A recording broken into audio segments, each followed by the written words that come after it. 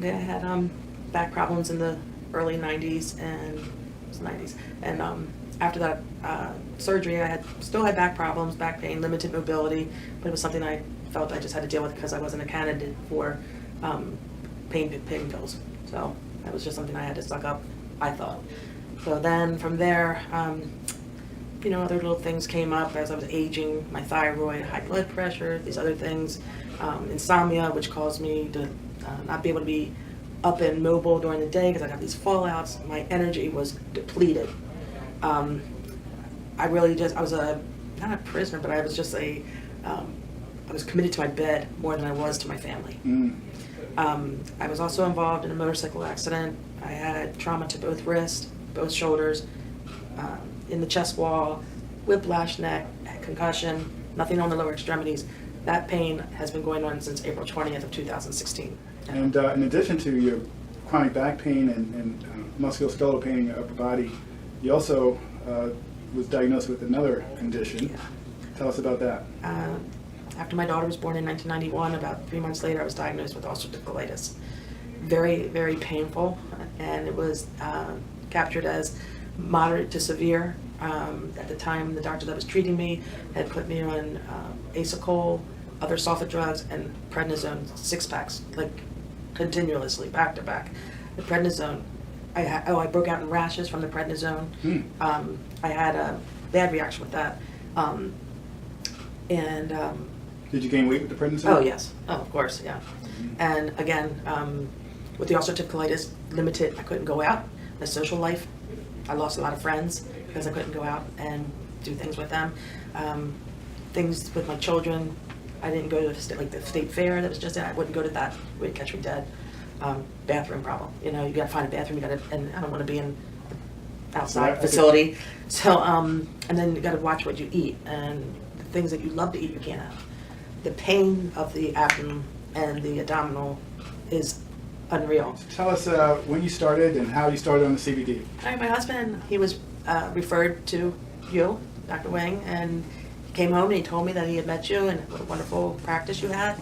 And he said he had CBD oil, and I was like, panicked. I was like, CBD what?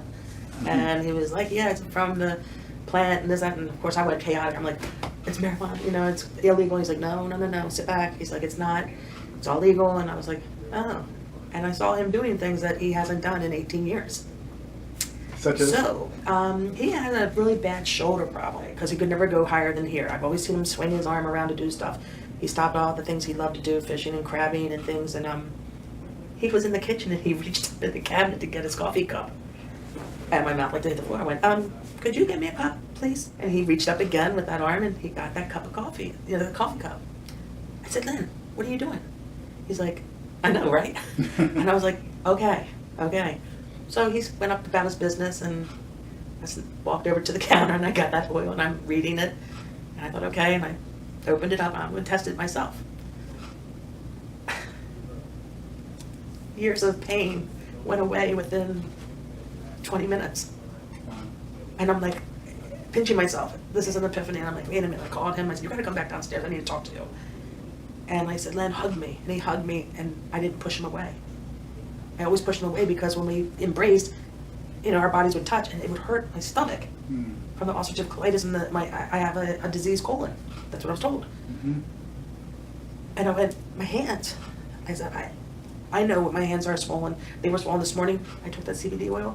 I have no puffiness in my hand. I'm wrinkly. The swelling, the inflammation went away between the ride from my home to here, which was 20 minutes. Wow. I had hip pain. I had knee pain. That's gone.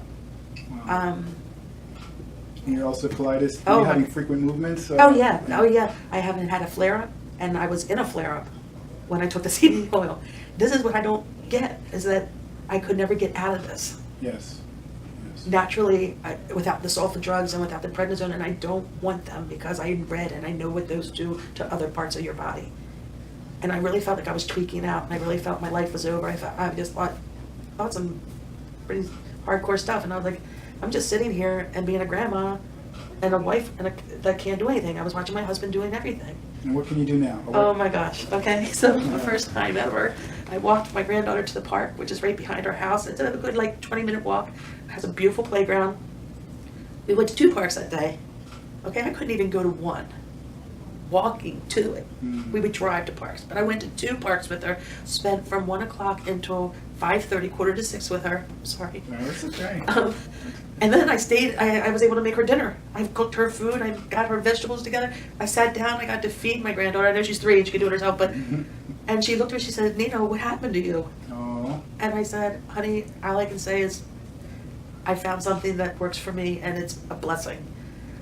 I told Lenny, my husband, I'm like, do you realize something? Do you notice something different? Where am I? Where have I been?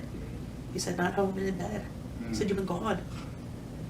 And I had this ear-to-ear smile, and I cannot express what has been happening. Wow. It's an epiphany. It's life. I have life. I feel the clarity. Oh my goodness! When we left here the other day, and I did my oil in the car as we were riding down the road, the clarity of me driving. I wasn't anxious. I wasn't worried about the next person pulling out anymore. Like, I have a better sense of my being around me. Oh, I'm on target now. I used to work in the medical field. I stopped working because I didn't feel competent enough where I was before I started the regime of pills. Another physician that I was seeing told me, oh, it's going to take you a year to get off your Ambien. You're going to need the inhalers for the rest of your life because you have obstructive airway disease. So I'm like, oh my God, I'm gonna be like my aunt who every 5 minutes, she's on these, puffing on these air. I didn't want to be that. And that was prednisone too, a steroid. No wonder I couldn't lose weight along with other facets. So you saying that the CBD has helped your breathing? I haven't taken my inhalers in 10 days. Nothing, no Ambien, no nothing. Can I show you something? Sure.